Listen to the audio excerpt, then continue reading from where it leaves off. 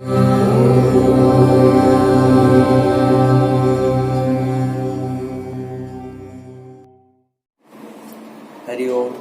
हमने पहले प्रथम अध्याय का महात्म्य देखा। अब हम प्रथम अध्याय चालू करने जा रहे हैं, मैं और मेरी दादी।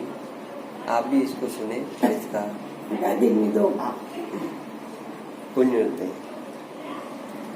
ओम परमात्मने नमः। प्रथम अध्याय।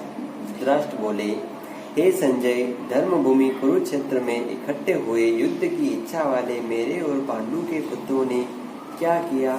इस पर संजय बोले, उस समय राजा दुर्योधन ने व्यूह रचनाकार पांडवों की सेना को देखकर और द्रोणाचार्य के पास जाकर ये वचन कहा, हे आचार्य, आपके बुद्धिमान शिष्य द्रुपद पुत्र धृष्टद्युम्न द्वारा व्यूहाकार खड़ी की हुई पांडु पुत्रों की इस बड़ी भारी सेना को देखिए।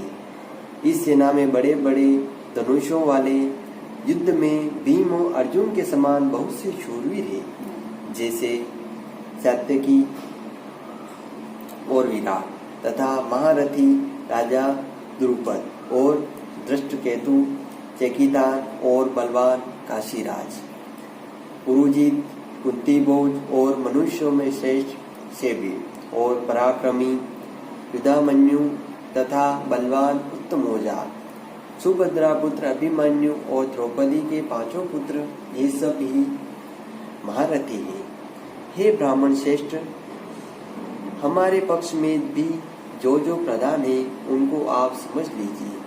आपके जानने के लिए मेरी सेना के जो जो सेनापति हैं उनको कहता हूँ। एक तो स्वयं आप और पितामह भीष्म तथा कर्ण और संग्राम विजय कृपाचार्य तथा वैसे ही अश्वत्थामा, विकर्ण और सोमदत्त का पुत्र भूरिश्रवा तथा और भी बहुत से शूरवीर अनेक प्रकार के अस्त्र शस्त्रों से युक्त मेरे लिए जीवन की आशा को त्यागने वाले सब के सब युद्ध में चतुर है।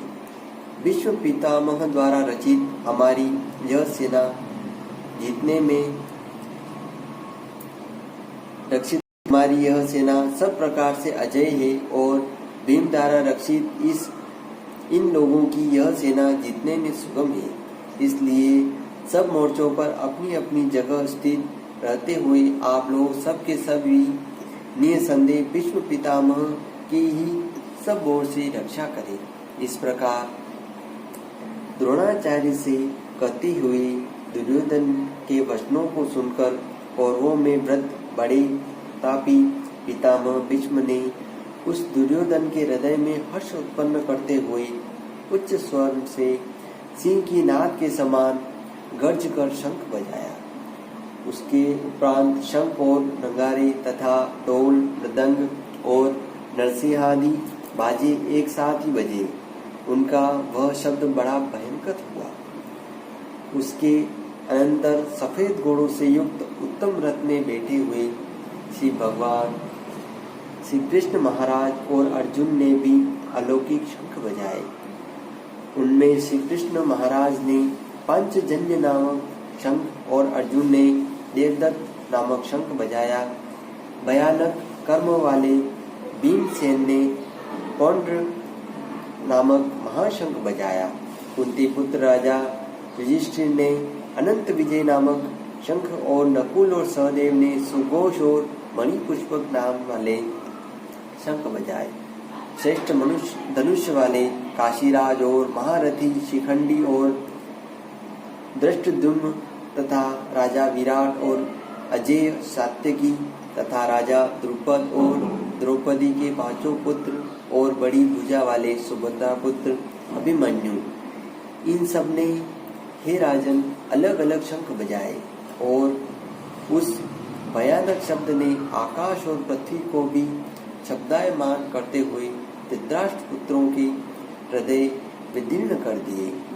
हे राजन, उसके उपरांत कपिध्वज अर्जुन ने खड़े हुए धृतराष्ट्र पुत्रों को देखकर उस शस्त्र चलने की तैयारी के समय धनुष उठाकर ऋषिकेश श्री कृष्ण महाराज से यह वचन कहा, हे अच्युत, मेरे रथ को दोनों सेनाओं के बीच में खड़ा करिए। जब तक मैं इन स्थित हुए युद्ध की कामनाओं को अच्छी तरह देख लूं कि इस युद्ध रूप व्यापार में मुझे किन किन के साथ युद्ध करना योग्य है।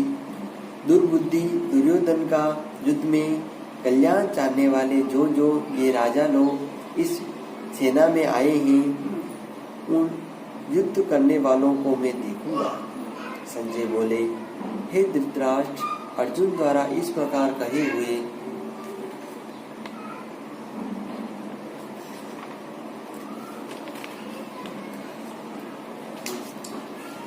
महाराज श्री कृष्णचंद्र ने दोनों सेनाओं के बीच में भीष्म और द्रोणाचार्य के सामने और संपूर्ण राजाओं के सामने उत्तम रथ को खड़ा करके ऐसे कहा कि हे पार्थ, इन इकट्ठे हुए कौरवों को देख। उसके उपरांत प्रथापुत्र अर्जुन ने उन दोनों ही सेनाओं में स्थित हुए पिता के भाइयों को, पितामहों को, आचार्यों को, मामाओं को, भाइयों को, पुत्रों को, पौत्रों को तथा मित्रों को, ससुरों को और सुहृदयों को भी देखा।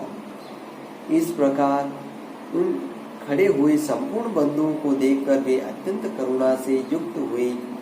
कुंतीपुत्र अर्जुन शोक करते हुए यह बोले, हे कृष्ण, इस युद्ध की इच्छा वाले खड़े हुए स्वजन समुदाय को देखकर मेरे अंग शिथिल हुए जाते हैं और मुख भी सूखा जाता है और मेरे शरीर में कंप तथा रोमांच होता है तथा हाथ से गांडीव धनुष गिरता है और त्वचा भी बहुत जलती है तथा मेरा मन भ्रमित सा हो रहा है।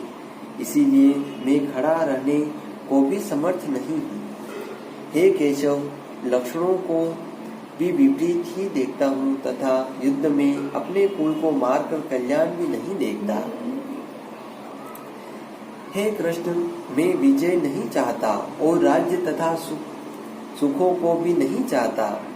हे गोविंद, हमें राज्य से क्या प्रयोजन है अथवा भोगों से और जीवन से भी क्या प्रयोजन है, क्योंकि हमें जिनके लिए राज्य भोग और सुखादि इच्छित है वे ही यह सब धन और जीवन की आशा को त्याग कर युद्ध में खड़े हैं, जो कि गुरुजन, ताऊ, चाचे, लड़के और वैसे ही दादा, मामा, ससुर, पोते, साले तथा और भी संबंधी लोग हैं।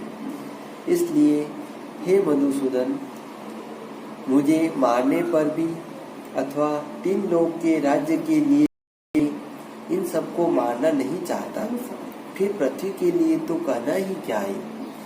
हे जनार्दन, धृतराष्ट्र के पुत्रों को मारकर भी हमें क्या प्रसन्नता होगी। इन आतताइयों को मारकर तो हमें पाप ही लगेगा। इससे हे माधव, अपने बांधव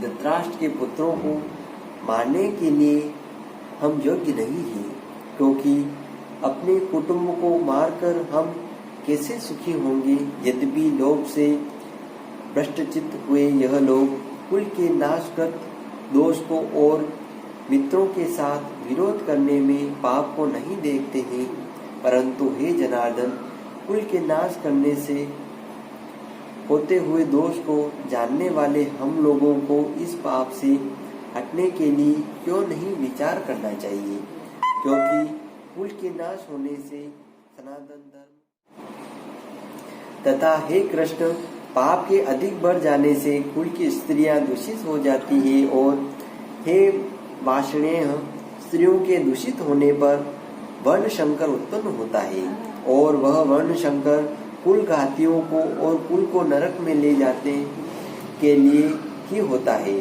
लोप हुए पिंड और जल की क्रिया वाले इसके पितर लोग भी गिर जाते हैं और इस वर्ण संकर कारक दोषों से कुल घातियों के सनातन कुल धर्म और जाति धर्म नष्ट हो जाते हैं तथा ये जनार्दन, नष्ट हुए कुल धर्म वाले मनुष्यों का अनंत काल तक नरक में वास होता है, ऐसा हमने सुना है। अहो, शोक है कि हम लोग बुद्धिमान होकर भी महान पाप करने को तैयार हुए हैं, जो कि राज्य और सुख के लोभ से अपने कुल को मारने के लिए उद्यत हुए हैं।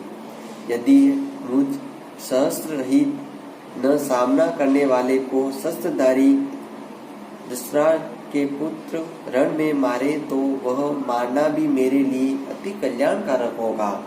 संजय बोले कि रणभूमि में शोक से उद्विग्न मन वाले अर्जुन इस प्रकार कहकर बाण सहित धनुष को त्याग कर रथ के पिछले भाग में बैठ गए। इति श्रीमद् भगवद गीता रूपी उपनिषद एवं ब्रह्म विद्या तथा योग शास्त्र विषयक श्री कृष्ण और अर्जुन के संवाद में अर्जुन विषाद योग नामक प्रथम अध्याय। बोलिए।